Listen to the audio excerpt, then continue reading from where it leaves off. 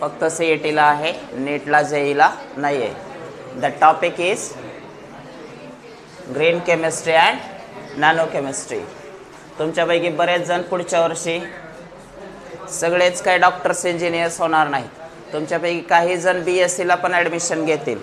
BScला तुमचा course subject जर समजा केमिस्ट्री राहिला, BScला विषय जे असतात ते जसं तुमच्या 11वी-12वीला PCB PCM ग्रुप होते, तसं बॅचलर ऑफ सायन्सला ग्रॅज्युएशनला फंडामेंटल सायन्समध्ये PCM ग्रुप पण असतो, फिजिक्स केमिस्ट्री मॅथ, किंवा PCBमध्ये CBZ ग्रुप असतो, केमिस्ट्री बॉटनी झुलॉजी, म्हणजे बायोलॉजी ठेवता येतं, स्पेशल केमिस्ट्री ठेवता येतं, असा ग्रुप घेऊन चालता येतं, किंवा फिजिक्स, इलेक्ट्रॉनिक्स, मॅथमॅटिक्स असे ग्रुप घेऊन चालता येतात, किंवा फिजिक्स, कम्प्युटर आणि तुमचं मॅथमॅटिक्स या पद्धतीने, किंवा मायक्रोबायोलॉजी स्पेशल आहे त्याला कॉम्बो केमिस्ट्री ठेवता येतं. कुठलाही सब्जेक्ट तुम्हाला कुठंही कंबाईन करता येतो BScला. त्यामुळं केमिस्ट्री हा कोर सब्जेक्ट आहे. BScचे अनेक ग्रुप आहेत, मायक्रोबायोलॉजी आहे, काही ठिकाणी बायोटेक्नॉलॉजी आहे, खूप सारे वेगवेगळे सब्जेक्ट्स आहेत. आणि केमिस्ट्री ज्यावेळी तुम्ही हायर स्टँडर्डला जाल तर ह्या स्पेशल ब्रँच तुम्हाला तिथं पाहायला मिळते. ग्रीन केमिस्ट्री आहे, नॅनो केमिस्ट्री आहे. BScमधून परत मास्टर ऑफ सायन्सला जर तुम्ही मास्टर ऑफ सायन्समध्ये केमिस्ट्री केलं, तुम्ही MSc केमिस्ट्री, जसं की माझं मास्टर ऑफ सायन्स केमिस्ट्रीमध्ये झालेलं आहे, तर माझं स्पेशलायझेशन त्याच्यात पण ऑर्गॅनिक केमिस्ट्री आहे. तसं तुम्ही स्पेशलायझेशन ग्रीन केमिस्ट्री नॅनो केमिस्ट्रीमध्ये करू शकता, कारण हे कोर सब्जेक्ट आहेत. आता त्याचं फक्त इंट्रोडक्शन आपल्याला 11वी-12वीला दिलेलं आहे. पॉलिमर केमिस्ट्री ही स्पेशल ब्रँच आहे केमिस्ट्रीची. तुम्ही त्याच्यात स्पेशलायझेशन करू शकता, ग्रॅज्युएशन करू शकता, पोस्ट ग्रॅज्युएशन करू शकता.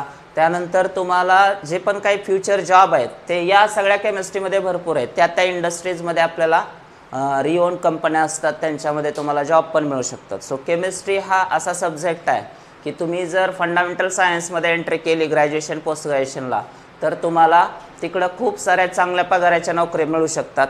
कारण हे जे सब्जेक्ट आहेत ते अप्लाइड केमिस्ट्री आहे सगळं. ह्याचा आपल्या डे टू डे लाईफमध्ये कितीतरी प्रॉडक्ट्स आहेत की जे डे टू डे लाईफमध्ये आपण याच्यावर आधारित वापरतो. त्यामुळं ह्याच्या खूप मोठ्या प्रमाणावर इंडस्ट्रीज आहेत. मग तुमच्या डोक्यात जे आहे की BScला ॲडमिशन घेतल्यानंतर आपल्याला शिक्षक व्हावं लागतं बाबा, तर तसं काही नाही आहे. तुम्ही प्लेन BSc केमिस्ट्री MSc केमिस्ट्रीमध्ये जर गेलात तर तुम्ही इंडस्ट्रियल सेक्टरमध्ये पण काम करू शकता. जे मास्टर लोक असतात त्यातले R&D सेक्टरला काम करणारे, रिसर्च अँड डेव्हलपमेंटला, ती सगळी हीच लोकं असतात जे की मास्टर ऑफ केमिस्ट्री आहेत, ज्यांचं ज्या गोष्टीचं नॉलेज त्या लोकांना आहे, अशीच लोकं इंडस्ट्रीजमध्ये असतात. मग केमिस्ट्री हा काय फक्त शिक्षक होण्यासाठीचा सब्जेक्ट नाही आहे, म्हणजे तुम्ही टीचिंग फील्डमध्येच आलं पाहिजे BSc केल्यानंतर तुमच्या डोक्यात जे आहे तसं काही नाही बाळांनो. BSc करूनसुद्धा तुम्ही इंडस्ट्रियल सेक्टरमध्ये जॉब करू शकता. इफ सपोज तुम्हाला कम्प्युटर इंजिनिअरिंगला नाही प्रवेश घेता आला, तुम्ही BSc कम्प्युटर सायन्स घेऊ शकता आणि कंटिन्यू जसं तुमचं 11वी-12वीला आहे तसंच जर कंटिन्यू केलं तर कितीतरी कंपन्या आहेत, त्याच पद्धतीचे जॉब तुम्हाला पुढं IT कंपन्यामध्ये लागू शकतात.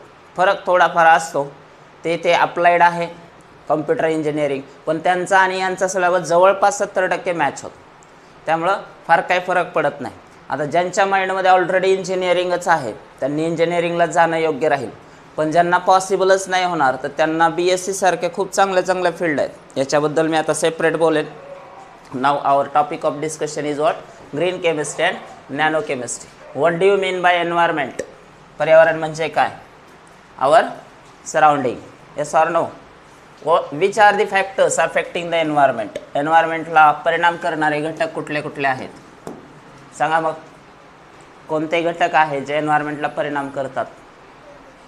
Factors that affects the environment. सांगा कोणते घटक आहेत?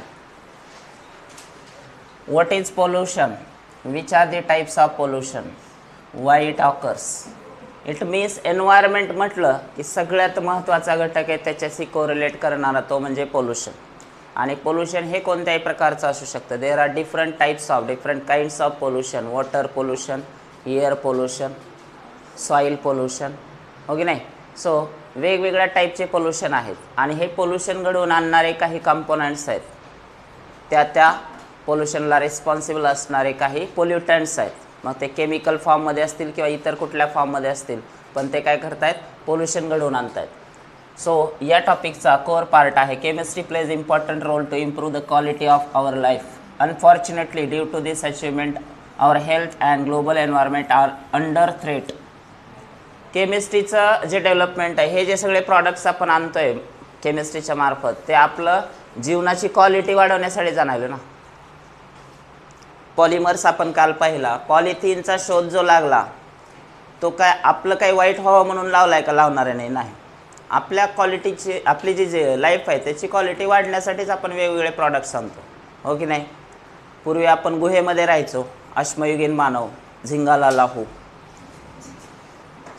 परत त्याच्यानंतर मातीची घरं आले होते, त्याच्यानंतर मातीच्या विटाची घरं आली, दगडाची घरं आली.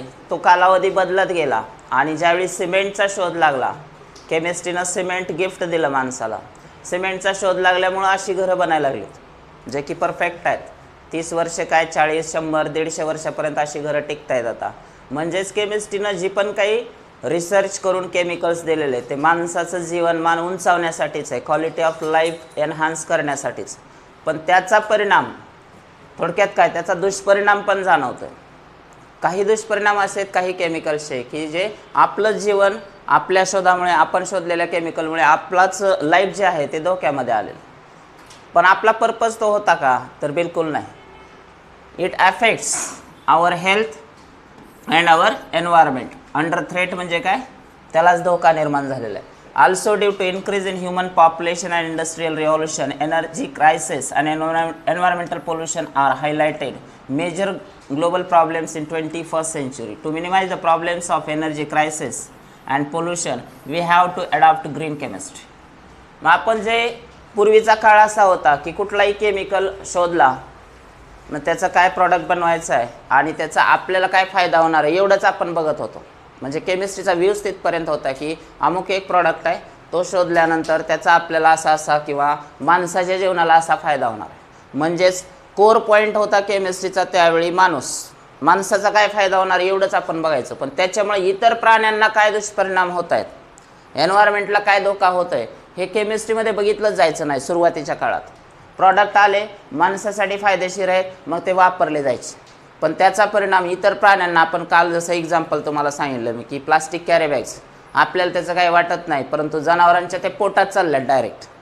सो ते प्राणीच आहेत ना, ते मरायला लागलेत डायरेक्ट.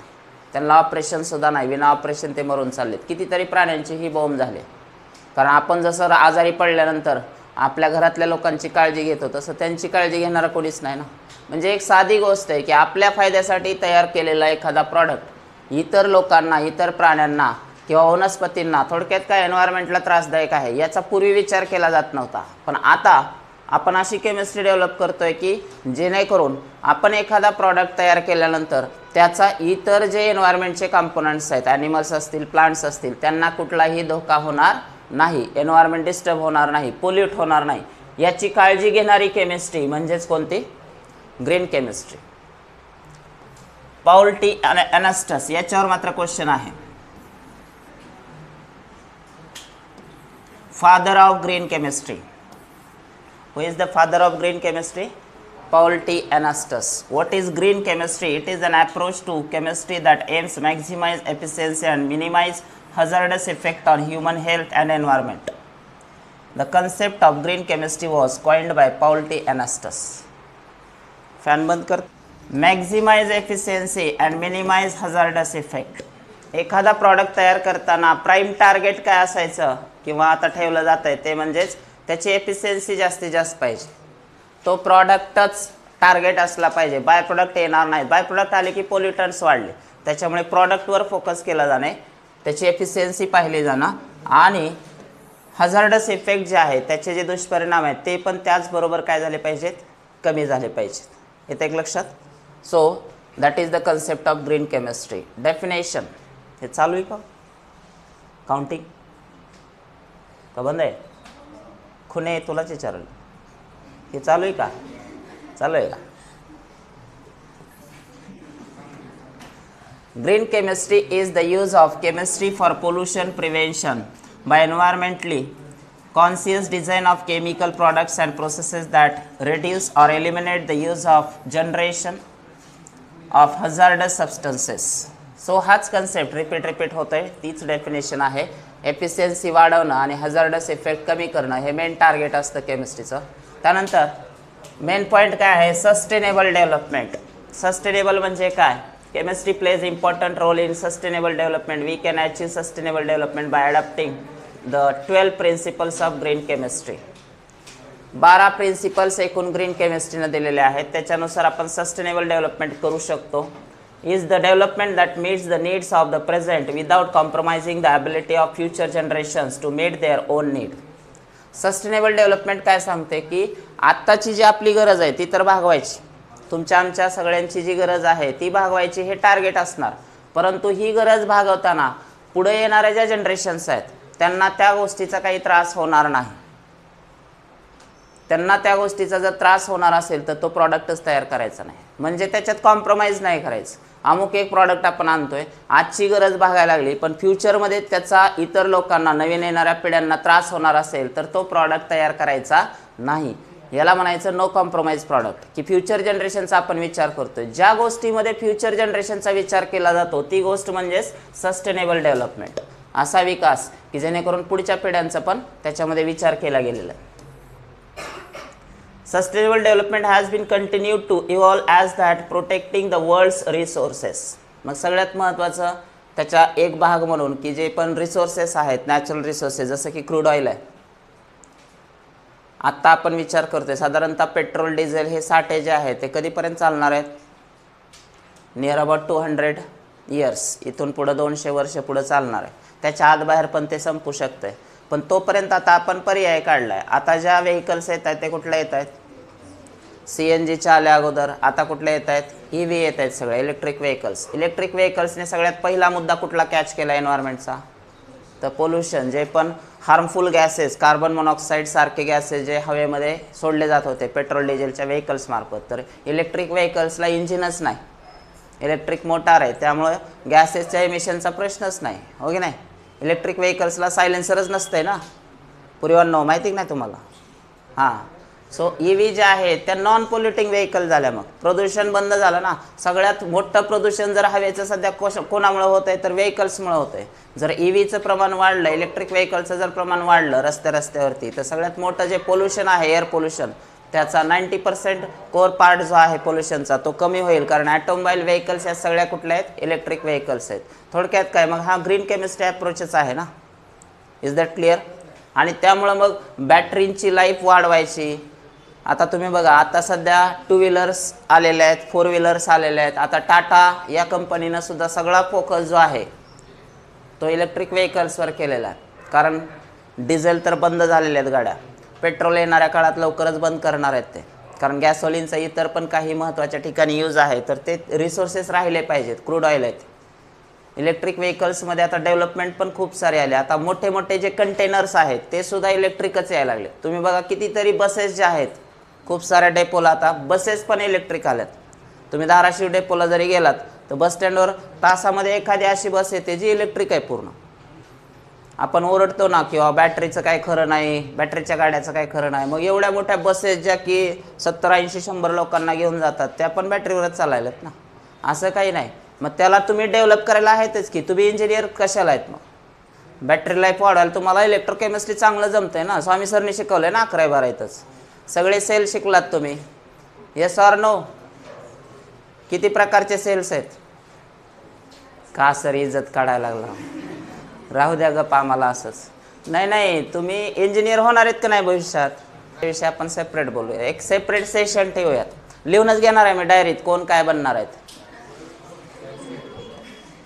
आणि अजून 4 वर्षांनी त्यांना फोन करीत राहणार कुठपर्यंत आलंय आपलं म्हणून.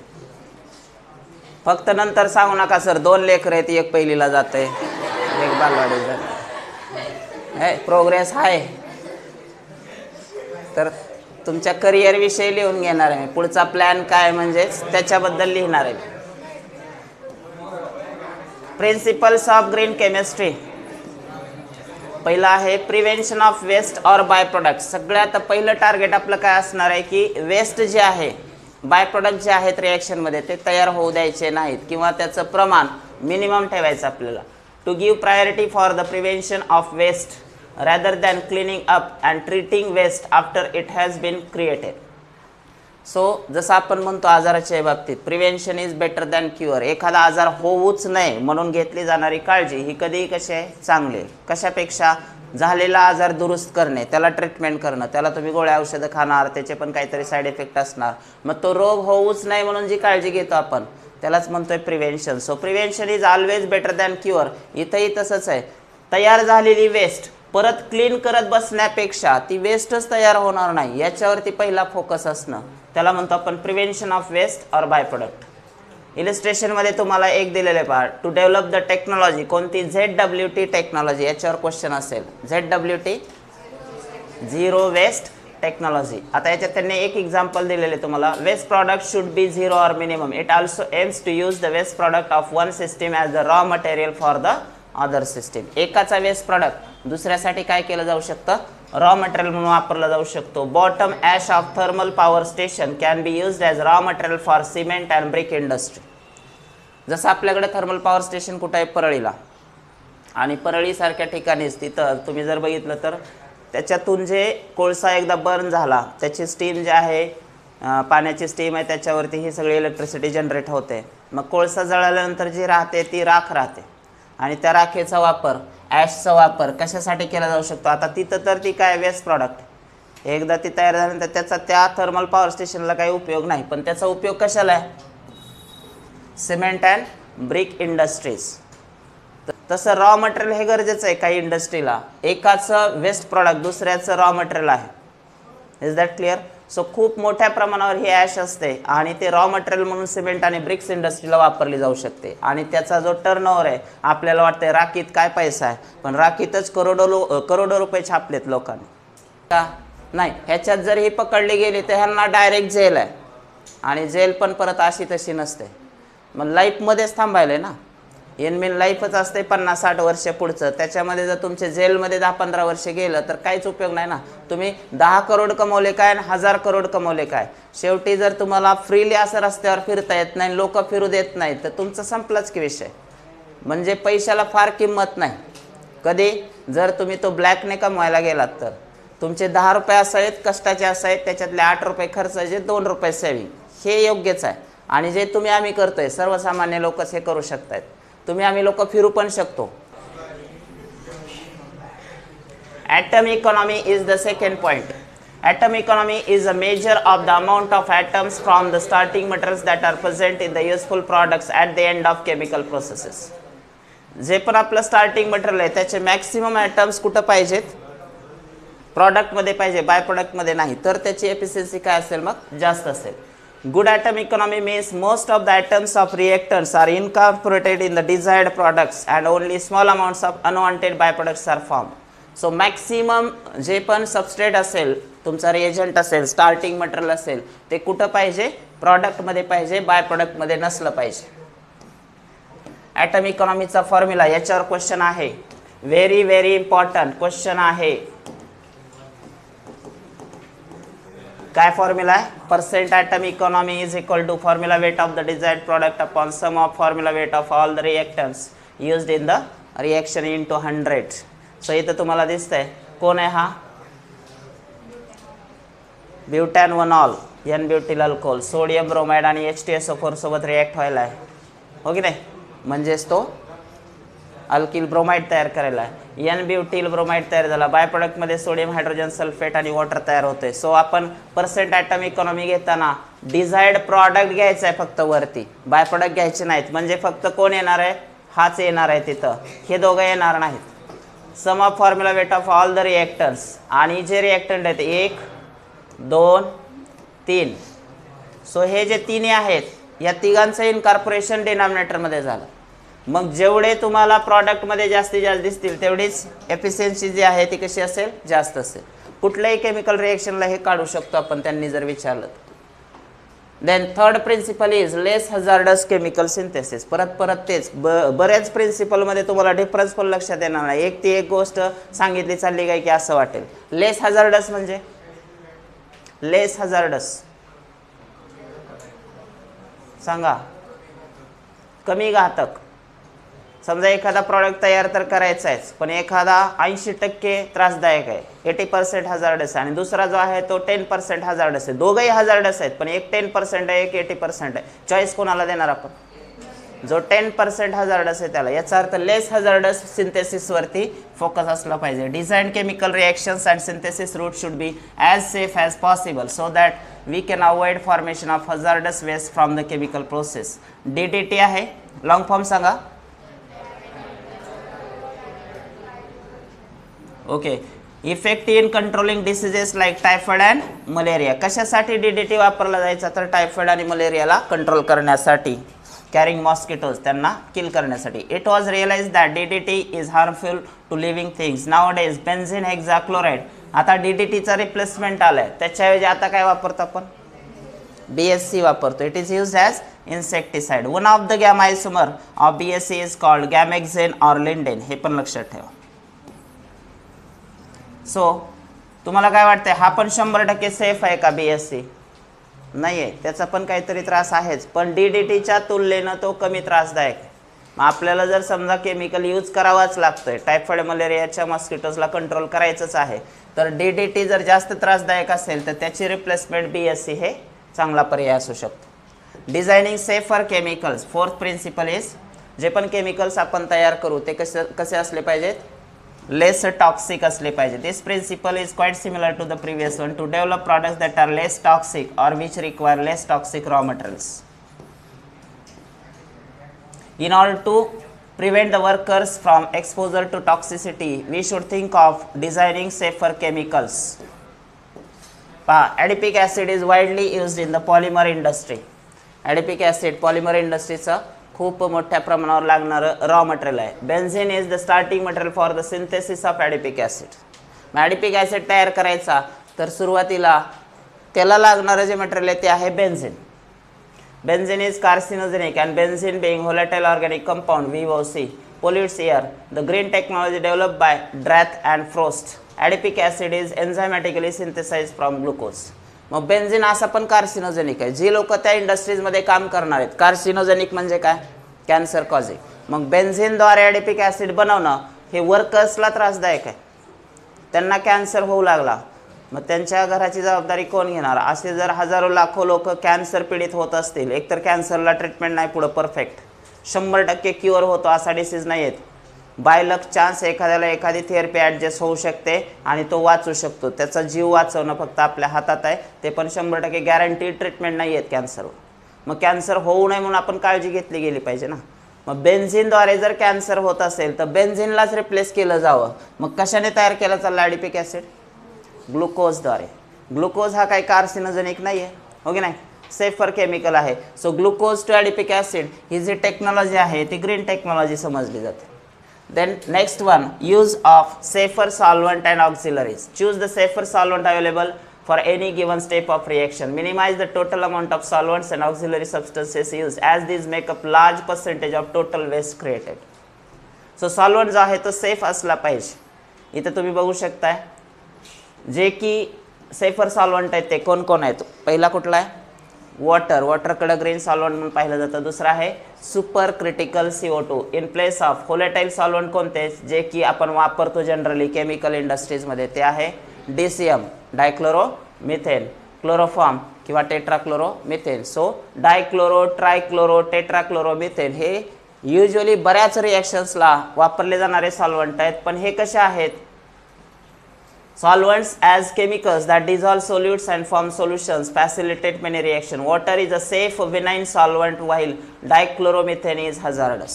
मग ऑर्गॅनिकचे जेवढे सॉल्वंट आहेत ते जरी रिॲक्शन्स इझिली कॅरीड आउट करत असतील तरी पण ते त्रासदायक आहेत किंवा त्याचा त्रास त्या ठिकाणी काम करणाऱ्या लोकांना होऊ शकतो. मग या सगळ्या सॉल्वंटच्या ऐवजी जे की व्होलेटाईल पण आहेत त्यांच्याऐवजी वॉटरसारखा सॉल्वंट वापरला जाऊ शकतो का? कारण वॉटर हा कसा आहे? त्रासदायकच नाही, ग्रीन सॉल्वंट आहे. Many solvents used in high volumes and many are volatile organic compounds. Their use creates large amount of waste, air pollution and other health impacts. Finding safer, more efficient alternatives or removing solvents altogether is one of the best ways to improve the process of product. थोडक्यात काय? तुम्हाला असे solvent वापरावे लागतील रिॲक्शन्सला जे की safe असतील आणि पुढं एन्व्हायरमेंटला काही प्रॉब्लेम करणार नाहीत. 6th one is design for energy efficiency. Energy efficiency means सांगा. Design to minimize the use of energy. It is better to minimize the energy by carrying out reactions at room temperature and pressure. एखाद्या रिॲक्शनला जी energy requirement आहे ती कमीत कमी कशी ठेवायची. तुम्ही जर समजा रिॲक्शनला हीट करताय तर त्यासाठी हिटिंगसाठी सोर्सेस वापरणार ना, हो की नाही. हिटिंगसाठी लागणारं मटेरियल वापरणार म्हणजे तिथं तुम्हाला एनर्जी जास्त स्पेंड करावं लागली. हाय टेम्परेचरला जर रिॲक्शन्स कॅरीड आउट करत असो आपण तर त्याच्यासाठी एनर्जी जास्त वाया चालली. मग रिॲक्शन्स रूम टेम्परेचरला करता येतात का ते बघितलं पाहिजे जेणेकरून त्याला हिटिंगची गरज पडणार नाही. This can be achieved by the use of proper catalyst. मग आता हे कसं अचीव होऊ शकतं. त्याला तुम्ही गॅस वापरून टेम्परेचर देऊन टेम्परेचर वाढवून प्रॉडक्ट्स मिळवण्याच्या ऐवजी जर कॅटलिस्ट वापरलं तर आपोआपच काय होईल त्याची ॲक्टिवेशन एनर्जी कमी होईल आणि तुम्हाला रूम टेम्परेचरला पण जास्तीत जास्त प्रॉडक्ट मिळू शकतो. कॅटलिस्ट आहे यूज ऑफ रिन्युएबल मटेरियल्स आहे जेणेकरून पोल्युशन होणार नाही. Biocatalyst can work at ambient condition. Similarly in chemical synthesis refluxing conditions requires less energy. Improving the technology of heating system. Use of microwave heating. General heating करून जास्त energy घालवण्यापेक्षा microwave जर वापरल्या oven जर वापरल्या तर त्याच्यामध्ये कमी हिटिंगवरती सुद्धा तुम्हाला चांगले प्रॉडक्ट्स मिळू शकतात. त्यानंतर use of renewable feed stocks. कोणते वापरायचे. आता हे जे आहेत ते प्लांट बेस्ड आहेत. रिन्युएबल म्हणजे काय प्लांट्स पुन्हा पुन्हा येत आहेत त्यामुळे त्याच्यापासून जर तुम्ही वापरत असाल जे काही तुम्हाला स्टार्टिंग मटेरियल वापरायचं ते प्लांट बेस्ड असेल तर ते तुम्हाला पुन्हा पुन्हा अवेलेबल होईल. पण ते जर समजा क्रूड ऑइल बेस्ड असेल पेट्रोल डिझेल आता क्रूड ऑइल हा संपणारा सोर्स आहे नॉन रिन्युएबल आहे त्यामुळं त्याच्यावर जर डिपेंड राहिलं आपण तर ते आपला मूर्खपणा होऊ शकतो. म्हणून आता त्याच्यावरून आपण काय करतोय चेंज करतोय. बऱ्याच गोष्टी ज्या क्रूड ऑइलवर डिपेंड होतात त्या आता आपण काय केलं ते इंडिपेंडंट केलं. उद्या जरी ते संपलं तर आपलं काही प्रॉब्लेम येऊ नये. आपली जी लाईफ आहे ती धोक्यामध्ये नाही आली पाहिजे. जस्ट इमॅजिन जर EV व्हेकल्स नसते आणि उद्याच जर क्रूड ऑइल संपलं तर काय होईल. सगळं ट्रान्सपोर्ट थांबेल ना, हो की नाही. Yes or no. आणि रेल्वे काय सगळीकडंच नाही. चला बाबा रेल्वेने जाऊ म्हणायला. इथून येडशीला जायचं म्हणलं तर कसं जाणार काय स्पेशल रेल्वे आणायची का पण. ट्रान्सपोर्ट थांबणार ना. मग त्याला पर्याय सध्या EV व्हेकल्स आहेत ही चांगली गोष्ट आहे ना. उद्याच जर पेट्रोल डिझेल संपले तर इमॅजिन करा ना ह्या सगळ्या गाड्या ज्या गाड्यांना इंजिन आहेत मेकॅनिकल इंजिनियर्स तुम्ही इंजिन लाडानं बनवून बसवलेत पण त्याला पेट्रोलच नाही वाचायला डिझेलच नाही तर त्या गाड्या काय भंगारवरच घालावं लागणार ना. नाही तुम्ही 50 जण मध्ये बसा आम्ही मागून 1 जण ढकलितो असं करावं लागेल परत. मग का तर गाडी भंगारवर घालू वाटणार. आता गाडीचा काय यूज नाही पण काय करणार आता. सो तुम्ही इमॅजिन करा की क्रूड ऑइल बेस्ड जी पण सिस्टीम बनली आहे ट्रान्सपोर्टची ती उद्या जर क्रूड ऑइल संपलं तर ते युजलेस झालं भंगारवर घालावं लागणार आहे. आणि विचार करा मग जर एखादा इलेक्ट्रिक व्हेकलवाला आला ॲट्रिक्शावाला इथं तर त्याच्या टप्पावर सुद्धा लोक बसतील ना. नंतर त्यांची क्रेज अचानक वाढेल. म्हणून जो पर्यायी व्यवस्था आपण डेव्हलप करतोय क्रूड ऑइलला ती खूप गरजेची आहे. हे एक तुम्हाला जनरल एक्झाम्पल सांगायला आहे पण हेच केमिस्ट्रीमध्ये पण आहे सिंथेसिसच्या बाबतीत पण आहे. चलो. Over exploitation of non renewable feedstocks will deplete the resources and future generation will be deprived. More ever use of these renewable resources puts burden on the environment. On the other hand, use of renewable sources, for example agricultural or biological product, ensures the sharing of resources by future generation. जर plant based सगळेच आपण compounds वापरत असू resources वापरत असू तर plant ही पुन्हा पुन्हा येणारी गोष्ट आहे त्यामुळे आपलं काम थांबवू शकणार नाही ते कंटिन्यू राहू शकतं. The products and waste are generally biodegradable. याच्यातून तयार होणारे जे प्रॉडक्ट्स आहेत आणि वेस्ट आहे ती कशी असेल बायोडिग्रेडेबल असेल. नंबर 8 कुठला आहे 8वा principle reduce the derivatives. Minimization of steps जर मिनिमाइज केल्या तर तयार होणारे डेरिव्हेटिव्ह जे आहेत बाय प्रोडक्ट जे आहेत त्याची संख्या पण आपोआप कमी होऊ शकते. Commonly use technique in organic synthesis is the use of protecting and blocking groups. Unnecessary derivatization for example installation and removal of protecting groups. आपण हे कुठं पाहिलं होतं प्रोटेक्टिंग ग्रुप्स कोणत्या टॉपिकला अमाइन्स टॉपिकमध्ये बघितलं होतं हो की नाही. 2,4,6 ट्रायब्रोमो ॲनिलीन मिळायचं आपल्याला. Yes or no. आपल्याला फक्त पॅराब्रोमॅनिलीन मिळवायचा, तर त्याला आपण काय केलं, मल्टी स्टेपमध्ये मिळवलं.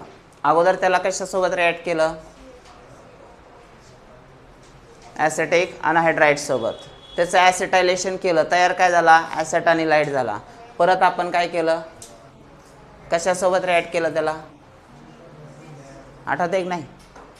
सो 3 स्टेपची ती प्रोसेस आहे. आता याच्यात काही बाय प्रोडक्ट्स पण तयार होत गेले आणि फायनली आपल्याला काय मिळाला, पॅराब्रोमो ॲनिलीन. शेवटी त्याला परत हायड्रोलाइज करायचं आणि त्या ॲसिटाइलाइड ग्रुपला परत NH2 मध्ये कन्वर्ट करायचं, NHCO NH2 ग्रुपला, आणि फायनली आपल्याला पॅराब्रोमो ॲनिलीन मिळालं होतं. सो असं जे प्रोटेक्टिंग आणि डिप्रोटेक्टिंग ग्रुप्स आहेत याच्यामुळे रिॲक्शनच्या स्टेप्स वाढायल्या आणि बाय प्रॉडक्ट्ससुद्धा वाढायले. तर हे बंद केलं गेलं पाहिजे असं त्यांचं म्हणणं आहे. तुम्हाला याच्यापेक्षा दुसरा कुठला अल्टरनेटिव्ह पाथवे मिळतो का ते चेक केलं पाहिजे. Should be minimize or avoided if possible. Avoid म्हणजे टाळलं पाहिजे आपण ते. Because such steps require additional reagents and can generate waste. आणि जेवढे रिएजंट आपण जास्त वापरू तेवढीच वेस्ट पण तयार होते.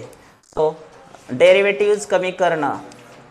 In organic synthesis we need very often protection of some functional groups. Finally we again need their deprotection. एकदा प्रोटेक्शन केलं की डिप्रोटेक्शन फायनली करावंच लागतं, कारण तुम्हाला डिझायर्ड प्रॉडक्ट तेव्हाच मिळतो. It is explained in the following example of synthesis of meta hydroxy benzoic acid from meta hydroxy benzaldehyde. आता इथं तुम्ही चेक करू शकता, हा कोण आहे, स्टार्टिंग मेटा हायड्रॉक्सी बेन्झल्डेहाइड. बनवायचं आहे काय आपल्याला, Meta hydroxy benzoic acid. So तुम्हाला बेन्झल्डेहाइडचा बेन्झोइक ॲसिड बनवायचा आहे. सगळ्यात आपण काय केलं अगोदर पहा, पहिल्या स्टेपला प्रोटेक्शन ऑफ OH ग्रुप.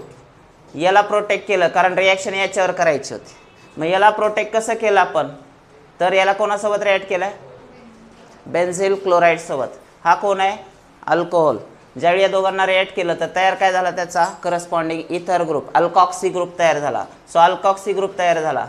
परत काय केलं, त्याचं ऑक्सिडेशन केलं, CHOला ऑक्सिडाइज केलं. कधी अल्डिहाइडला ऑक्सिडाइज केलं की तयार काय होतं, ॲसिड तयार होतं. म्हणजे CHOचं कन्व्हर्जन आपल्या डिझायर्ड फंक्शनल ग्रुपमध्ये झालं. पण आता ह्या ग्रुपला परत वापस आणावं लागेल ना, कारण आपल्याला काय बनवायचं आहे, मेटा हायड्रॉक्सी बेन्झोइक ॲसिड बनवायचं आहे. म्हणजेच ह्या ग्रुपला अल्कॉक्सी ग्रुपला परत काय करायचं आहे, अल्कॉक्सी ॲरिलॉक्सी जो कुठला असेल त्याला परत OH मध्ये कन्वर्ट करायचं आहे. तर ही स्टेप वापरावी लागते, डिप्रोटेक्शन ऑफ OH ग्रुप. आणि त्याला एखादा केमिकल वापरणार आपण, त्याला परत काढून टाकणार आणि मग आपल्याला हा प्रॉडक्ट मिळणार. आता ही सिस्टीम आहे प्रोटेक्शन डिप्रोटेक्शनची, जे आपण तिथं पण वापरली होती, पॅराब्रोमो ॲनिलीन. अजून एका ठिकाणी वापरली होती प्रोटेक्शनची, नायट्रोच्या बाबतीत पण तीच गोष्ट आहे. तिथंच एकाच पेजवर दोन्ही रिॲक्शन्स तुम्हाला दाखवलेले आहेत, तुम्ही पुन्हा पुन्हा बघू शकता, ते त्याच्यावर क्वेश्चन्स आहेत. सो हे अवॉइड करणं गरजेचं आहे, कारण इथं मल्टी स्टेप तुम्हाला ज्यावेळी जातात तर त्याच्यात बाय प्रोडक्ट जास्त तयार होतात. Use of catalysis. Use of catalysis in the chemical reaction speeds up its rate. कॅटलिसमुळे स्पीड वाढतो.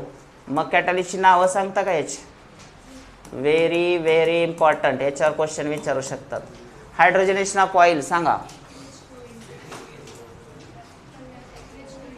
प्लॅटिनम, पॅलॅडियम, रेनी निकेल, हे कॅटलिस्ट आहे तिथं, ओके नाही. Haber's process for manufacture of ammonia, iron आहे.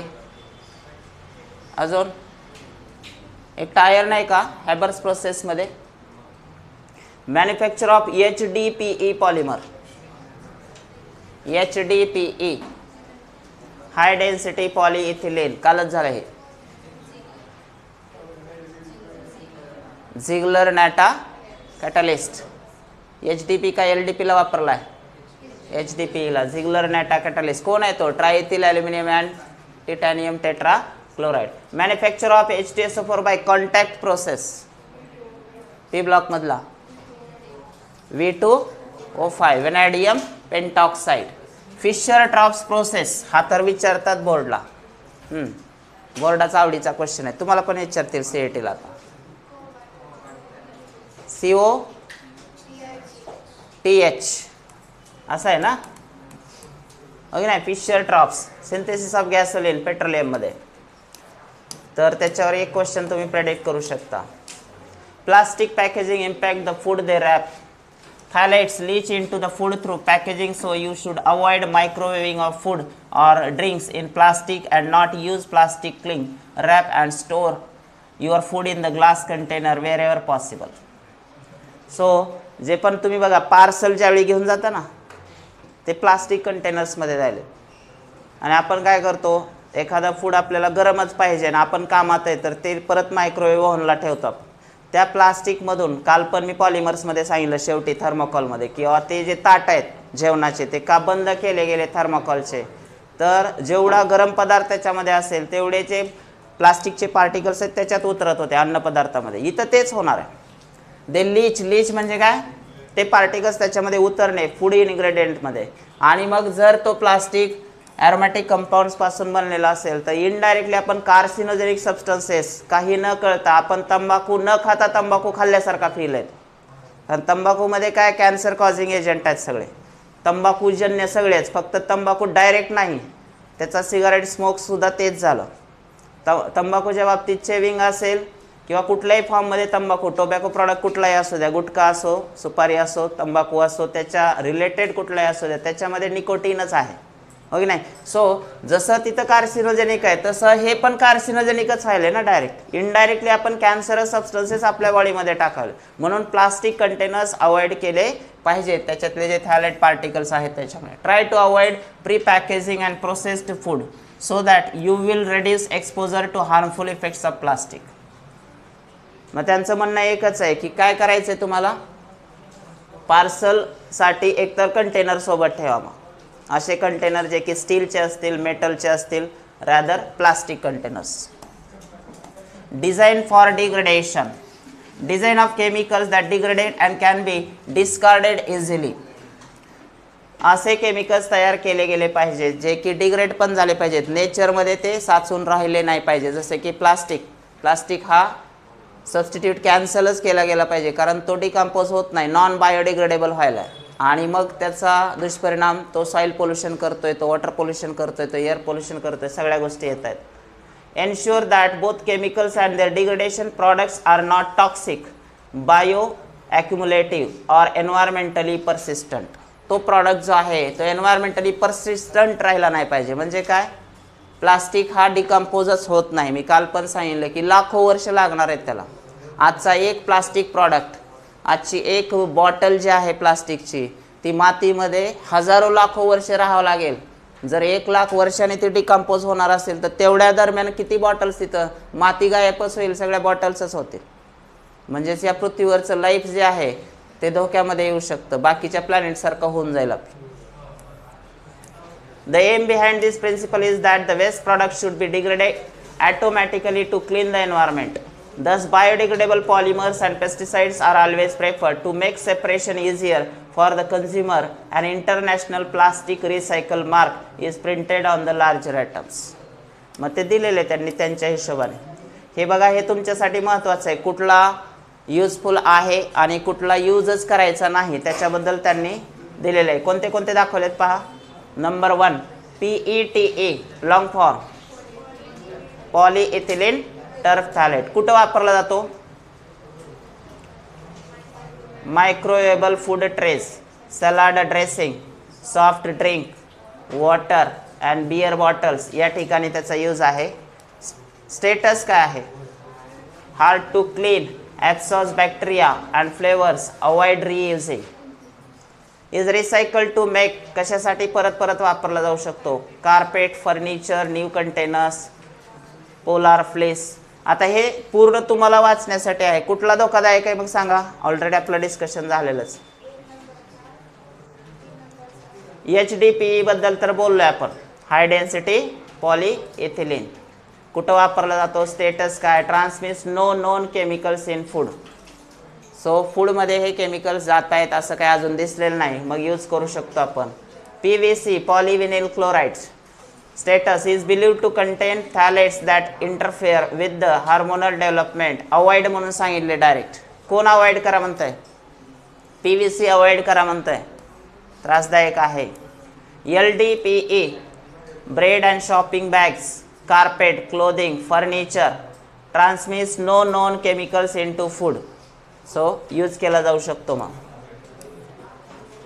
Polypropylene, ketchup bottles, medicine and syrup bottles, drinking straws, transmits no known chemicals into food, so can be used. Recycled to make battery cables, brooms, ice scrapers, racks. Polystyrene, disposable cups and plates, egg cartons, takeout containers, is believed to leach styrene and possible human carcinogen into food. वापरायला पाहिजे का मग? नाही. Polystyrene avoid केला पाहिजे. कोणते कोणते avoid केले पाहिजे ते मी सांगायलो तुम्हाला. हे बघा, हे पण नाही, हे पण नाही. त्यानंतर अदर मिसक्युलेस मध्ये पहा, 3 and 5 gallon water jugs, nylon, some food containers contains bisphenol A which has been linked to heart disease and obesity, so avoid. So कुठले वापरू शकता, कुठले वापरायचे नाही त्याच्याबद्दलचा रिमार्क त्यांनी ऑलरेडी दिलेला आहे. Real time analysis, pollution prevention same आहे, ते काय विषय नाही. Accident, safer chemistry for accident prevention, जसं आपण मिथाइल आयसोसायनाइडचं बघितलं होतं भोपाल गॅस ट्रॅजेडी, त्यामुळं ॲक्सिडेंट होणार नाही असे केमिकल्स आपण वापरले पाहिजेत. The role of green chemistry, कशामध्ये आहे ग्रीन केमिस्ट्रीचा रोल? पुन्हा पुन्हा तेच येणार आहे. पर्पज काय ग्रीन केमिस्ट्रीचा? हे पहा, green chemistry helps to protect the presence of ozone in the stratosphere. Ozone depletion सध्या होत आहे, तर ओझोनचं प्रोटेक्शन करणं हे एक टार्गेट झालं ग्रीन केमिस्ट्रीचं. त्यानंतर याला परत हायलाइट करतो, green chemistry helps to reduce capital expenditure to prevent pollution. हा एक झाला. 1 2 promote innovative chemical technology that reduce or eliminate the use of generation of hazardous substances. So कितीतरी फायदे आहेत, तुम्ही चेक करा, थेरॉटिकल पार्ट आहे. Nanochemistry is the second part of this topic. What is nanochemistry? बोला लवकर. It is the study of phenomena and manipulation of materials at atomic, molecular and macromolecular scales where the properties differ significantly from those at larger scale. इथे तुम्हाला size दिलेले आहेत त्याच्या छोट्या पार्टिकल्सच्या कुठल्या कुठल्या आहेत. So nano technology, it is the design, characterisation, production and application of structures, device and system by controlling shape and size at nanometre scale. So जे पण आपण प्रॉडक्ट्स तयार करणार आहेत ते नॅनोमीटर स्केलला तयार करायचे, कारण त्यांच्या प्रॉपर्टीज बल्क मटेरियलला वेगळ्या आहेत आणि नॅनो स्टेटला वेगळ्या आहेत. म्हणून नॅनोमीटर स्केलला जर हे तयार केले जात असतील तर त्याचा फायदा जास्त आहे. Why nano? तेच का, कशामुळे? Conventionally the nanometer scale is defined as 1 to 100 nanometers. 1 nanometer is 1 billionth of meter. दिलेलंच आहे तुम्हाला. 1 nanometer is equal to 10 to the power of -9 meters. हे पहा, the materials we see around the bulk materials that possess macroscopic physical properties. Grain of sand that is micron sized. Material also possess same bulk properties, but material synthesized at nano scale possesses unique optical. आता nano स्केलला जे तेच material असेल तर त्याच्या properties वेगळ्या आहेत. Unique optical, structural, thermal, catalytic, magnetic आणि इलेक्ट्रिकल प्रॉपर्टीज, सगळ्याच प्रॉपर्टीज नॅनो स्केलला चेंज होत आहेत. These properties change as function of size and are very different from the bulk materials. The material having structural components with at least one dimension in the nanometer scale. एक तरी dimension, एकूण dimension किती आहेत सबस्टन्सला? 3. त्या 3 पैकी कमीत कमी एक तरी काय पाहिजे? नॅनोमीटर स्केलला पाहिजे. The larger than single atoms but smaller than bacteria cells. Nanomaterials single atom पेक्षा मोठे आहेत पण बॅक्टेरियापेक्षा लहान आहेत. काय काय येतं त्याच्यामध्ये? नॅनो मटेरियल्समध्ये कोण कोण आले? Nano particles, nano wires, nano tubes. What are 0, 1 and 2 dimensional? हा इम्पॉर्टंट आहे, याच्यावर क्वेश्चन्स आहेत. फिक्स क्वेश्चन असणार आहे, कारण या टॉपिकचं वेटेज जर बघितलं तर हार्डली 1 ते 2 क्वेश्चन्स. एकच प्रेडिक्ट करून चला, 2 पण येऊ शकतात, सांगता येत नाही, पण 1 ते 2 क्वेश्चनचा हा टॉपिक आहे. त्यामुळं कुठल्या कुठल्या पॉईंटवर क्वेश्चन्स आहेत, जो इन्फॉर्मेटिव्ह डेटा आहे त्याच्यावर जास्त क्वेश्चन्स आहेत. मशीनचे लॉंग फॉर्म आहेत किंवा हे 0 डायमेन्शनल, 1 डायमेन्शनल, 2 डायमेन्शनल, याच्यावर पण फिक्स क्वेश्चन्स आहेत त्यांचे. समजून घ्या नेमकं काय 0 डायमेन्शनल नॅनो स्ट्रक्चर काय येते त्याचं आन्सर? Nano particles. डेफिनेशन काय आहे त्याची? 0 dimensional structure is the one in which all three dimensions are in the nanoscale. असा पार्टिकल की ज्याचे तिन्ही पण डायमेन्शन्स कुठे आहेत, नॅनोस्केलला आहेत, त्याला म्हणायचं झिरो डायमेन्शनल. त्यानंतर one dimensional nano structures, example कोणते त्याचे, nano wires and nano rods. One dimensional nano structure is the one in which two dimensions are in the nanoscale. आता पहा, नाव त्याचं वन डायमेन्शनल आहे, पण त्याचे किती डायमेन्शनल पॅरामीटर नॅनोमीटरला पाहिजेत, 2. 1चे 2 असतात नॅनोमीटर स्केलला. त्यानंतर टू डायमेन्शनलमध्ये काय राहील, मग पार्टिकल आपल्याला टू डायमेन्शनलमध्ये दिसतं, याचा अर्थ एक डायमेन्शन त्याचं काय असेल, नॅनोमीटर स्केलला असेल, हो की नाही. Thin films. Two dimensional nano structure is the one in which one dimension is in the nano scale. So इथं वन डायमेन्शनल नॅनो स्केलला येईल. इथं किती येणार, झिरो डायमेन्शनमध्ये किती येणार, ऑल 3. झिरोला तिन्ही डायमेन्शन नॅनोमीटर स्केलला असतात, वन डायमेन्शनला 2 डायमेन्शन नॅनोमीटर स्केलला असतात, आणि 3 डायमेन्शनला हे झालं की वरती 2 डायमेन्शनला 1 डायमेन्शन नॅनोमीटर स्केलला असतो. आता दुसरी गोष्ट कुठली लक्षात ठेवायची, तर एक्झाम्पल्स. झिरो डायमेन्शनचे एक्झाम्पल, झिरो डायमेन्शनचे एक्झाम्पल बोला लवकर, नॅनो पार्टिकल्स. 1 डायमेन्शनचे एक्झाम्पल, 2 डायमेन्शनचे example.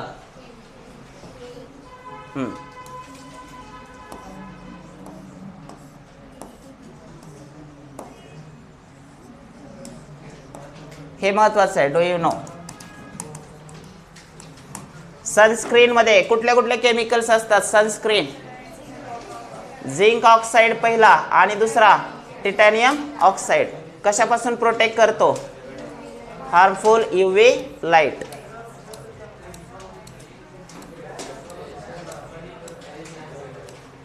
Characteristic features of nano particles, पहिला काय, कलर. कोणाचा दिला इथं, गोल्ड ॲटम्स. काय दिलेले पहा, elemental gold, nice shining yellow colour.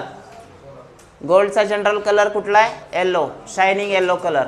पण जर आपण नॅनोमीटर स्केलला गेलो, आपण 100 गोल्ड ॲटमचा कलर बघितला, तर तो मात्र कुठला आहे, रेड आहे.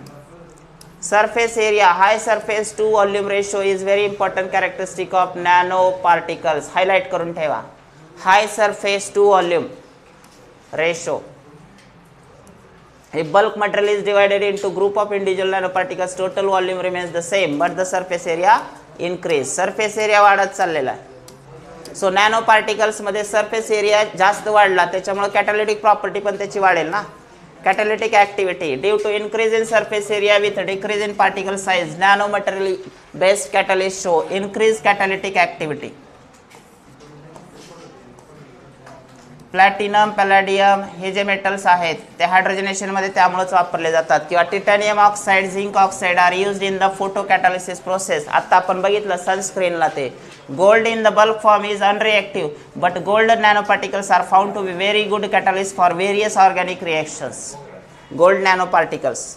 थर्मल प्रॉपर्टीजमध्ये काय येते, तर मेल्टिंग पॉईंट त्यांचा. Melting point of nano material changes drastically and depends on size. Example दिलेलं आहे तुम्हाला एक. सोडियम क्लस्टर्स, 1000 सोडियम ॲटमचा जो पण मेल्टिंग पॉईंट आहे तो किती आहे, 288. While a cluster of 10,000 sodium atoms, त्याचा मेल्टिंग पॉईंट बदलला, तो किती आहे, 303 आहे.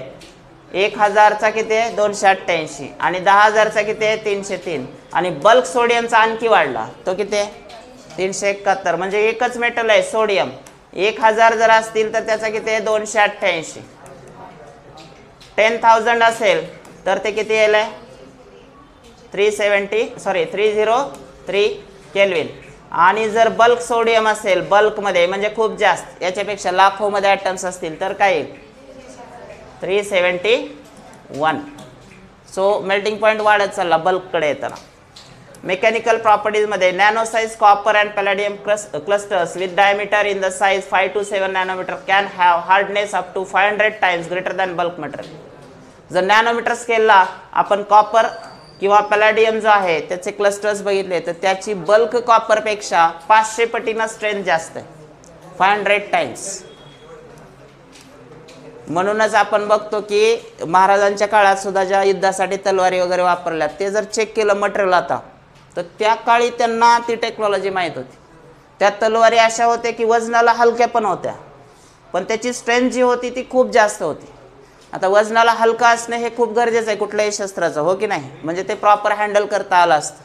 आणि त्याची फ्लेक्झिबिलिटी जास्त आहे, एक तर लाईट वेट आहे आणि स्ट्रेंथ जास्त आहे. स्ट्रेंथ जर 500 टाइम्स होत असेल तर त्याची पॉवर तेवढी, ती मोडणार नाही, तुटणार नाही तलवार. म्हणजे त्या काळी तशा टेक्नॉलॉजी वापरल्यात.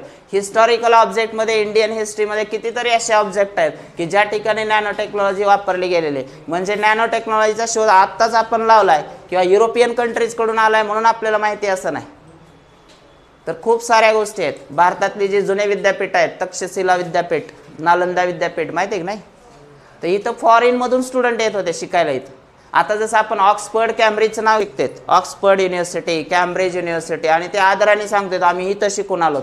तसं पूर्वीच्या काळामध्ये भारतात अशी 2 विद्यापीठं होते. नालंदा विद्यापीठ जे सध्या बिहारमध्ये आहे, त्याचा सांगाडा पण दाखवला आहे. असं म्हणतात की ज्यावेळी मुघलांनी ते जाळलं, लायब्ररी जाळली तिथली, तर 2 महिने 3 महिने नुसता पुस्तकांचा धूरच चालू होता. एवढी मोठी लायब्ररी होती. म्हणजे ते नॉलेज किती असेल बघा. आणि ते हजारो वर्षांचं लिखित स्वरूप होतं, सायन्स सगळं होतं. भारत हा बुद्धांचा देश म्हणून ओळखला जातो. आणि एवढं मोठं ॲस्ट्रॉलॉजी, आता पण चायनीजचं जे टेक्नॉलॉजी आहे का, तर चायनीज लोकांनी भारतात येऊनच शिकून गेले ते सगळं. तक्षशिला विद्यापीठ आत्ताचं आपलं जे आहे त्या काळातलं, त्याचं लोकेशन पाकिस्तानमध्ये, तक्षशिलाच सांगण्यापलीकडे काही राहिलं नाही. पण आता आपल्याकडे एक ऑप्शन आहे की हे सगळं जर पुसून काढायचं असेल तर नवीन रिसर्च आपला त्यांच्यापेक्षा भारी पाहिजे, हो की नाही? टेस्ला कार म्हणलं की आपण भारी म्हणतो, आणि टाटाची म्हणलं की आपल्याला नको वाटतं. ह्याच टाटाला एकेकाळी टाटा ज्यावेळी लॉसमध्ये होते तर ते फोर्डवाल्याकडे गेले होते. जगातली सगळ्यात मोठी अमेरिकन कार कंपनी म्हणजेच फोर्ड, हेनरी फोर्ड यांनी पहिली कार डिझाईन केली होती. सो या फोर्डच्या कंपनीच्या मालकाकडे गेले होते टाटा, रतन टाटा, किंवा माझी कंपनी लॉसमध्ये चालली, मला काय ती चालवता येत नाही, माझा बिझनेस लॉसमध्ये, तर तुम्ही कृपया घेता का, असं सांगितलं त्यांनी. आमची कंपनी हायर करता का, तुम्ही घ्या ती विकत. तर फोर्डच्या लोकांनी त्यांचा मजाक उडवला. तुम्हाला जर जमत नाही, कार बिझनेस तुम्हाला माहीत नव्हता, तर तुम्ही कार बिझनेसमध्ये उतरलातच कशाला, हसू केलं. सगळे लोक बसलेले होते. आणि रतन टाटाला ह्या शब्दात बोलला तो माणूस, तुम्हाला जर कार बिझनेसमधलं काय माहीत नाही तर तुम्ही उतरलातच कशाला, बिझनेस करायचं माहीत नाही तर कशाला उतरलात. म्हणजे हे कशासाठी गेले होते, किंवा माझी इज्जत वाचवा, माझी कंपनी तुम्ही हायर करा. तर त्यांनी काय सांगितलं तिथं, अक्कल काढली यांची, तुम्हाला माहीत नाही तर कशाला उतरलात. ते गोष्ट टाटांच्या मनात बसली, रतन टाटाचे, की बाबा एवढ्या जगातल्या सगळ्या नामांकित लोकांसमोर माझा अपमान केला गेला, आणि मी इंडियन आहे, माझा अपमान म्हणजे माझ्या भारताचा अपमान आहे. ते परत आले, आणि परत आल्यानंतर ते एवढे जोमाने कामाला लागले की पुढच्या 10-15 वर्षामध्ये त्यांनी एवढं मोठं काम केलं होतं या सेक्टरमध्ये ऑटोमोबाईल्सच्या, की नंतर फोर्डवाल्यांना मोठेपणा फक्त इंडियन बिझनेसमॅनकडेच असू शकतंय, तिकडच्या लोकांकडे असू शकत नाही. ह्या खूप सगळ्या गोष्टी आहेत मोठ्या मोठ्या. अंबानी ज्यावेळी पेट्रोल पंपावर काम करायचे 85-90च्या कालावधीमध्ये, माहिती की नाही, हे यायचं काम करायचे. दुपारी लंच ब्रेक झाल्यानंतर सगळी पोरं जेवायला जायची. तर जेवण झाल्यानंतर सगळेजण एका ठिकाणी हॉटेलमध्ये चहा प्यायचे. तिथं चहाची किंमत होती 2 रुपये. पण अंबानी जे होते ते शेजारी एक थोडं मोठं हॉटेल होतं. तिथं काय करायचे की त्या एरियामध्ये, इंडस्ट्रियल एरिया होता, तिथं जे मोठे मोठे प्रोजेक्ट मॅनेजर असायचे, HR हेड असायचे, ते तिथं चहा प्यायला यायचे त्या हॉटेलमध्ये. हॉटेल झगमगाट होता, आणि त्या हॉटेलमध्ये चहाची किंमत त्यावेळी 10 रुपये होती, जी की खूप जास्त होती. ह्यांच्या चहाची किंमत मी तर म्हणलं 2 रुपये चुकून आला असेल, पण त्याची किंमत 4 आणि 8 आणि 50 पैसे अशी काहीतरी असणार आहे. ती कमी किमतीचा चहा ही सगळे पेट्रोल पंपावरची पोरं प्यायचे. आणि धीरूभाई एकटाच कुठं जायचा चहा प्यायला, त्या मोठ्या हॉटेलमध्ये. मग ही परत आले की पोरं त्याला म्हणायचे पेट्रोल पंपावर, तू साधा एक पेट्रोल भरणारा माणूस, आपला पगार किती, आपली लायकी काय, आणि तू चहा प्याय जातो कुठं. आपले मित्र असतात का नाही खिजवायला आपल्याला, तसं त्यांनी त्याची लायकी काढली मित्रांनी. किंवा आपण पेट्रोल भरणारी पोरं आहेत, आपला पगार किती, आपण कुठला चहा प्यायला पाहिजे, तू कुठं चालला, ती लोक कोण आहेत, त्या चहाची किंमत किती आहे, तुझा महिन्याचा पगार चाललाय त्याच्यात. तर धीरूभाईंनी त्यांना एका शब्दात उत्तर सांगितलं की मी तिथं चहा पिण्यासाठी जात नाही, ती लोक काय गप्पा मारतात ती बघण्यासाठी जातात. तरी मी पोरं हसले, फक्त त्यांच्या गप्पा ऐकण्यासाठी तू एवढे सगळे पैसे देऊन जातोय, मूर्ख आहे तू, तुला कळत नाही, तुला अक्कल नाही.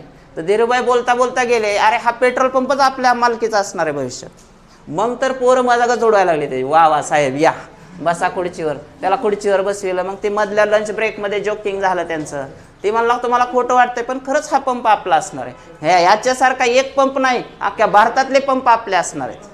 आणि आज आपण अंबानीच्या रिलायन्स इंडस्ट्रीच्या नावावर, आज रिलायन्सचा कुठला प्रॉडक्ट नाही सांगा मला. असं कुठलं सेक्टर राहिलं नाही. पेट्रोलियम इंडस्ट्री असू द्या, क्लोथिंग इंडस्ट्री असू द्या, फूड इंडस्ट्री असू द्या, कुठले पण मॉल असू द्या, काय पण असू द्या, सगळं जिओवाल्यांचं, सगळं रिलायन्सवाल्यांचं आहे.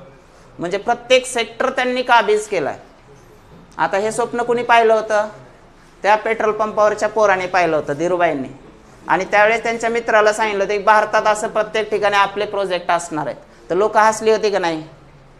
तसं मी पण तुम्हाला म्हणलं होतं भविष्यात आपण लय मोठा माणूस असणार आहे, तुम्हाला माहित नाही. आपल्याला भेटायला इतक्या सहजासहजी येता येणार नाही कोणाला. तर तुम्ही हसलाच होतात त्यावेळेस,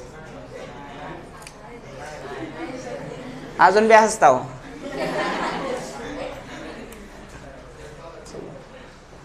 चलो मेथड आहे बनवण्याची. कशी आहे? Top to bottom, bottom to top. In the bottom up approach खालून वरती जाताना काय आहे? Molecular components arrange themselves into more complex assemblies atom by atom, molecule by molecule and cluster by cluster. Example आहे synthesis of nano particles by colloidal dispersion. Highlight करा. Synthesis of nano particles by colloidal dispersion bottom up मध्ये आहे. Top down मध्ये काय येणार आहे? Nano particles are synthesise from bulk material by breaking the material. वरून खाली येताना ब्रेक करावं लागेल. हे जे बल्क मटेरियल आहे याला ब्रेक केलं जाणार आणि मग त्या स्टेजला ते जाणार. The bulk solids are disassembled into finer pieces until they are constituent of only few atoms. Wet chemical synthesis, ज्याला सोल जेल प्रोसेस म्हटलं जातं, based on inorganic polymerization reactions. It is generally carried out at room temperature and includes 4 steps. 4 steps कोणत्या आहेत soul जेलच्या? पहिली hydrolysis, दुसरी polycondensation, drying and thermal decomposition. Widely used to prepare oxide materials. रिएक्शन्स कुठल्या कुठल्या आहेत? पहिले आहे मेटल अल्कॉक्साइड विथ वॉटर, तयार झाला मेटल हायड्रॉक्साइड. मेटल हायड्रॉक्साइड परत ROM अल्कॉक्साइड ग्रुपवाला, MOM तयार झाला. सो 1-2 स्टेप्स लक्षात ठेवा. Formation of different stable solution of the alkoxide or solvated metal precursor, हे त्याचा पर्पज आहे सोल जेलचा. त्यानंतर gelation resulting from the formation of an oxide or alcohol bridge network, that is gel, by a polycondensation reaction. Aging of the gel means during that period the gel transforms into solid mass. What is aging of gel? Transformation of gel into solid mass. Drying of the gel. In this step water and other volatile liquids are removed from the gel network. Drying म्हणजे काय? त्यातलं water vapour किंवा moisture काढून टाकण्याची process. Dehydration. The material is heated at temperatures up to 800 degree Celsius. Dehydration करायचं असेल तर 800 डिग्रीला heat केलं गेलं पाहिजे. Analysis or characterization of nano materials. कसं ॲनालाइज केलं जाऊ शकतं? तर वेगवेगळ्या मशिनरीज आहेत, टूल्स आहेत, टेक्निक्स आहेत ज्याद्वारे आपण त्याला ॲनालाइज करू शकतो. त्याचा इथं टेबलच दिला आहे तुम्हाला. पहिली कोणती टेक्निक आहे? UV visible spectroscopy. इन्स्ट्रुमेंट कुठला वापरला जातो? UV visible spectrophotometer. कन्फर्मेशन किंवा इन्फॉर्मेशन काय देतो तो? कुठली इन्फॉर्मेशन प्रोव्हाइड करतोय? पहा, preliminary confirmation of formation of nano particles. दुसरा आहे एक्सरे डिफ्रॅक्शन, XRD म्हटलं जातं. X ray diffractometer, particle size check केली जाते, क्रिस्टल स्ट्रक्चर आणि जॉमेट्री माहिती होते. Scanning electron microscopy, SEM. परत एकदा लॉंग फॉर्म सांगा तुम्ही. स्कॅनिंग इलेक्ट्रॉन मायक्रोस्कोपी किंवा मायक्रोस्कोप कशासाठी? Structure of surface of material, that is morphology. Then transmission electron microscopy. Transmission electron microscope त्याचं टूल आहे. कशासाठी वापरला जातो? पार्टिकल साईज चेक करण्यासाठी. FTIR long form, Fourier transform infrared spectroscopy, Fourier transform infrared spectrophotometer. कशासाठी? Absorption by functional groups or binding nature. Important करतो मी याला. एखाद्या टूलवरती क्वेश्चन असू शकतो, कुठल्याही टूलवर क्वेश्चन असू शकतो, XRD असू शकतो, SEM असू शकतो, TEM असू शकतो, FTIR असू शकतो. Nanomaterials have been produced and used by humans for hundreds of years. However, understanding of certain materials, nanostructured material is relatively recent. हे पहा, खूप हिस्ट्री पासून आपण नॅनो मटेरियलच्या कॉन्टॅक्ट मध्ये आहेत, फक्त आता रिसेंट काळामध्ये जास्त डेव्हलपमेंट त्याची बघतो आपण. हे हिस्टॉरिकलच आहेत. हे कुठं कुठं वापरले जात आहेत पहा. Beautiful ruby red colour of some ancient glass paintings is due to gold and silver nano particles trapped in the glass matrix. जे पण आपण हिस्ट्रीमध्ये आर्किओलॉजिकल सर्वेजमध्ये सापडलेले ऑब्जेक्ट आहेत त्याच्यामध्ये शांत बसा की 15 मिनिटं. Gold and silver nano particles trapped in the glass matrix. काचेमध्ये ते पार्टिकल्स त्यांनी लोकेट केलेले डिझायनिंग मध्ये. ही जी फ्रेम आहे इथं दाखवले पहा, ruby red colour glass paintings वगैरे जे आहेत. त्यानंतर the decorative glaze or metallic film known as lustre found on some medieval pottery. Pottery म्हणजे जे पण जे काही भांडे वगैरे सापडलेले ते. Due to certain spherical metallic nano particles, त्यांच्यामध्ये मेटॅलिक नॅनो पार्टिकल्सचा यूज केला गेलेला आहे. Carbon black is the nano structured material that is use in tyres of car. कशासाठी वापरला जातो कार्बन ब्लॅक? टायर्स ऑफ कारमध्ये, to increase the life of tyre. Carbon nano tubes are made up of graphite sheets with nano size diameter. They have highest strength. त्यानंतर fumed silica, a component of silicon rubber. Silicon रबरचा जो component आहे fumed silica, coating, sealant आणि adhesives is also nanostructured material. Nanotechnology was defined by Tokyo Science University professor Nario Taniguchi. जसं green chemistry कोण आहे? Paul T Anastas. तसं हा व्यक्ती नॅनो टेक्नॉलॉजी रिलेटेड आहे. Invention of scanning tunneling microscope led to the discovery of fullerenes. STM मुळे आपल्याला fullerene माहिती झाला. And carbon nano tubes. Collect the information about the scientist who discovered. SEM कोणी शोधला, STM कोणी शोधला, TEM कोणी शोधला, हे शोधा, गुगल करा, 1 मिनिटात तुम्हाला त्याचे आन्सर मिळून जातील. कारण येऊ शकतो क्वेश्चन, काय सांगता येत नाही. त्यानंतर ॲप्लिकेशन्स काय काय आहेत पहा.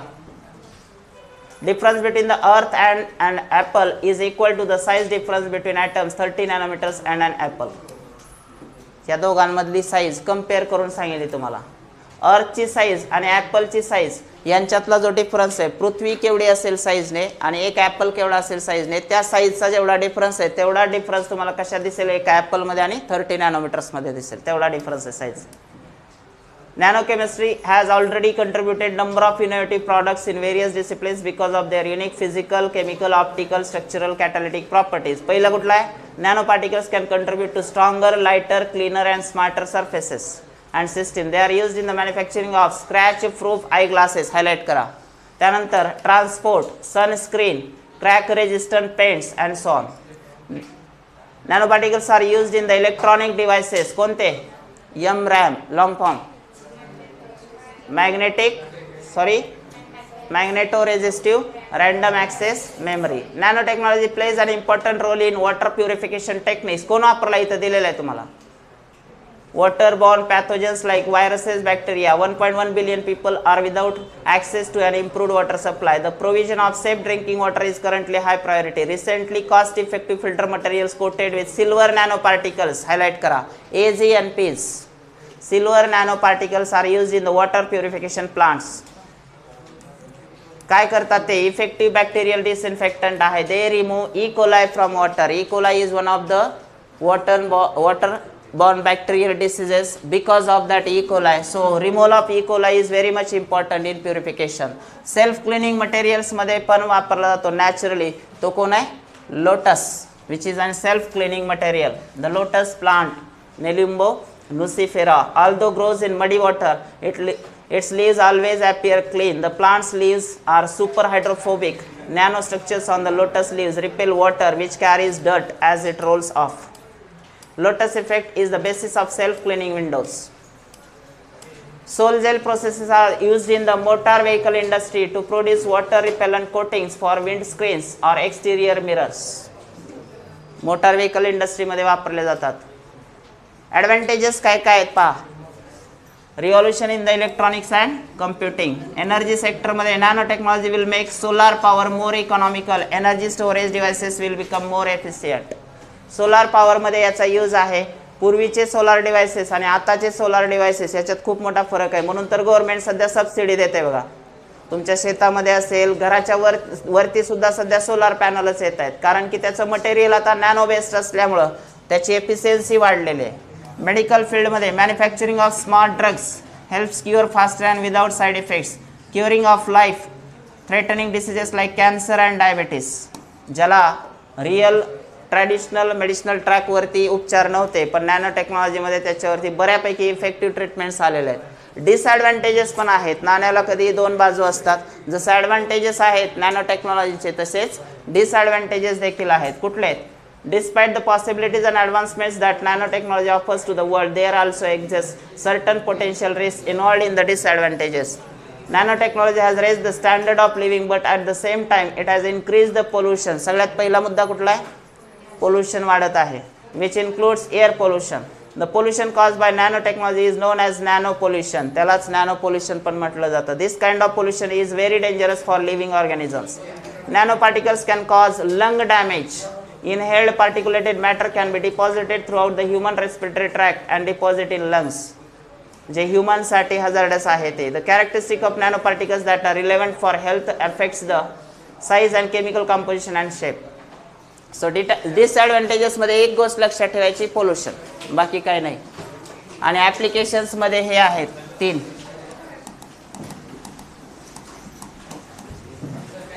So this is the quick revision for green chemistry and nano chemistry.